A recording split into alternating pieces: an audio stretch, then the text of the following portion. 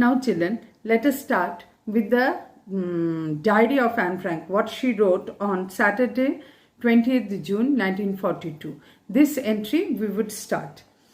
Dearest Kitty, she addresses, as you know, her diary as Kitty, her friend Kitty, she addresses.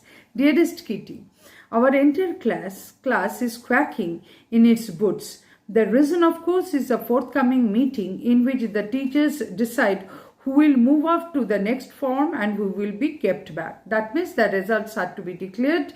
The teachers would that day tell the results and would inform who would be going to the next class and who would be unfortunately staying back. So definitely there was quacking in their boots because there was a shaking and fear of nervousness among the students. Half the class is making bets. All are betting that who would pass, who would not. Gian and I laugh ourselves silly at the two boys behind us. Cien and Jakes. These are the two boys who are behind us, and Gian and I, we two are laughing because we know that they would not pass, who have staked their entire holiday savings on their bet. They have staked their whole holiday savings. They have staked, they have betted because they miss whether they would pass or not. From morning to night, it's you are going to pass. No, I am not. Yes, you are. No, I am not. Miss, all are in a fear and discussion that you would pass, I would not pass. You would pass, I would not pass, as it happens among the children on the days of the result. Miss, those who are good, those who don't have the fear to pass, apart from them, those who are in a borderline, they are always in a fear that you would pass, I might not. So that was the whispering was going on throughout in the class. And even G's pleading glances that request that please stop. G's pleading glances and my angry outbursts out of anger that will you please stop? All these can't calm them down. That also, all these looks also could not calm them down. If you ask me, there are so many dummies. Dummies means duffers. If you ask me, there are so many dummies that about a quarter of the class should be kept back. According to me, Anne Frank says that according to her, that 1/4 of the class would be kept back in the previous class because they are duffers and they are not eligible to pass and go to the next class. According to Anne Frank. But she says that teachers are most unpredictable creatures on the earth. The teachers are very unpredictable, whom they would pass and whom they would not. There is no fixed rule for that, according to her, that they are very unpredictable. They cannot be predicted, as if it depends on the teachers, as if it's the teachers or choice of the teachers that who would pass or not. But anyway, children think like that. Anne Frank also thought like that, that teachers are very unpredictable, who would allow some to pass and would not allow some to pass, rather would keep back in the class. I'm not so worried about my girlfriends and myself. Anne Frank was sure about her success and about her friends. Those who are girls, she was sure about them. We will make it. But the only subject I am not sure about is maths. Anyway, all we can do is wait. I am not very sure about my maths. How will I do in the maths? I am not sure about that. But anyway, the only solution is to wait and watch. Until then, we keep telling each other not to lose heart. We have to keep our heart strong and have to wait for the declaration of the result from the teacher. I get along pretty well with all my teachers. I am very comfortable with my teachers. There are 9 of them, 7 men and 2 women, 7 male teachers and 2 female teachers. Mr. Casing, the old Fauji who teaches maths, was annoyed with me for ages because I talked so much. Mr. Casing, the maths teacher, does not like me because I talk too much in the class, and that is why I am not his favorite. After several warnings, he assigned me extra homework. He had warned me several times to keep quiet, but when he failed, then to stop me, he assigned an extra homework to me. What was what? An essay on the subject, a chatterbox. Chatterbox means what? A person who talks too much. It's called a chatterbox. A chatterbox. What can you write about it? About that chatterbox? What is there to write about it? She got surprised to get homework like this. I would worry about that later, I decided. I jotted down the title in my notebook. Anyway, when the punishment has been given, that has to be accepted. So she wrote it down in her diary. Diary in the sense notebook. The topic of the homework, and decided that she would think about it later. And tucked it in my bag and tried to keep quiet. That evening, after I had finished the rest of my homework, the note about the essay caught my eye. I began thinking about the subject while chewing the tip of my fountain pen, that what can be written about only a topic called chatterbox. Chatterbox means a person talks too much. So what to write about that? What to write and how to write an essay on that? Anyone could rumble on and leave big spaces between the words. If I have to write, I can write anything and aimlessly much meaningless words with big words, keeping spaces in between, I can write. But that would not make a sense, isn't it? So she thought that but the trick was to come up with convincing arguments. So I have to write something which is very convincing, should be argumentative, should have some points, it should be rational points in support of chatterbox. To prove the necessity of talking, I have to prove that talking is very much necessary. As it is a necessary task, so I have done it.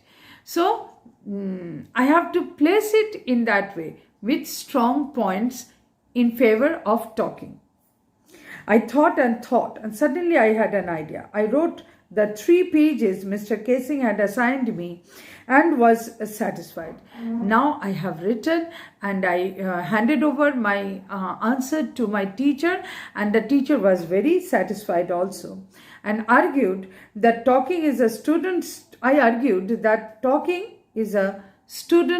trait, is a characteristic of a student. If anyone is a student, he would talk. And that I would do my best to keep it under control. But immediately I said that I will try, though it is a trait, though it is a common thing in all the students, but I promised that I would try to keep myself quiet in the class. But that I would never be able to cure myself of the habit. I cannot promise that I would come out of the habit. That I cannot. Because my mother talked as much as I did, if not more, might be more than me. And that there's not much you can do about inherited traits. It's in my gene. I cannot stop myself from talking, as my mother is also very talkative.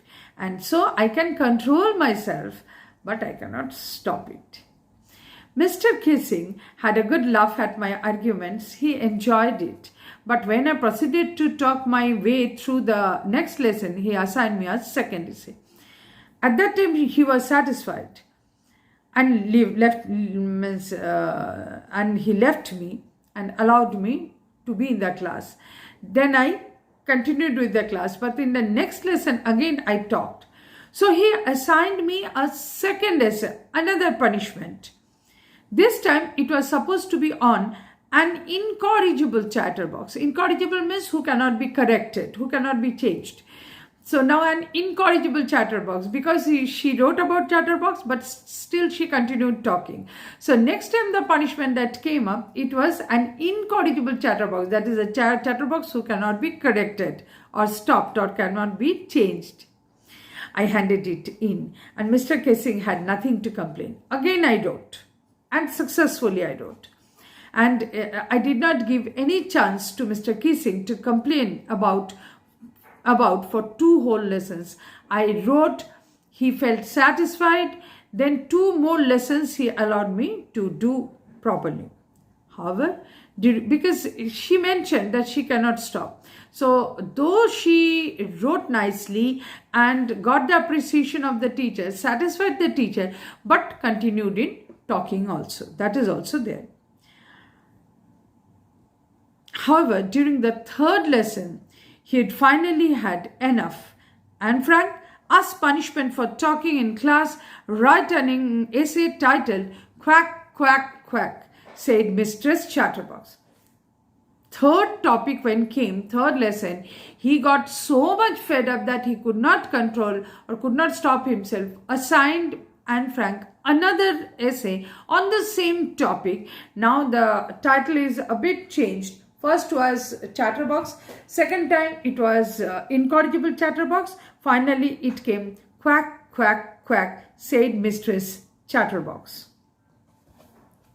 The class roared, the whole class burst into laughter.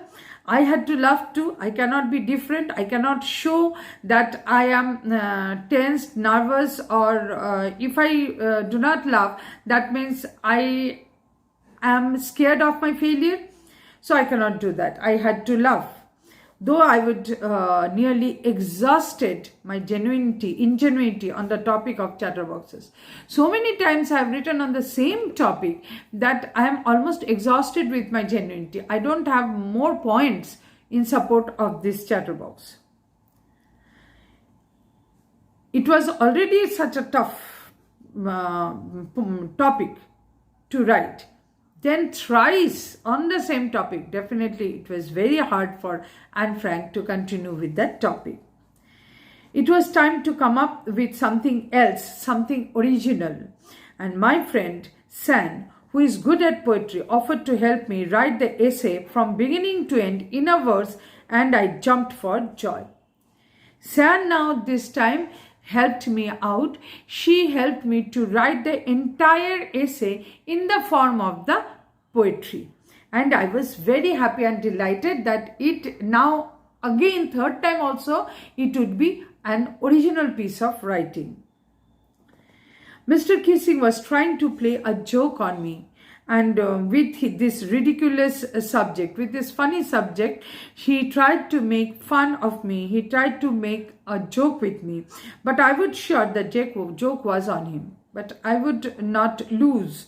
I will prove that the joke would be on him only. I finished my poem, and it was beautiful. It was about a mother duck and a father swan with 3 baby ducklings who were beaten to death by the father because they quacked too much. As they quacked too much, the father was very angry. The swan was very angry. Luckily, Mr. Kissing took the joke the right way.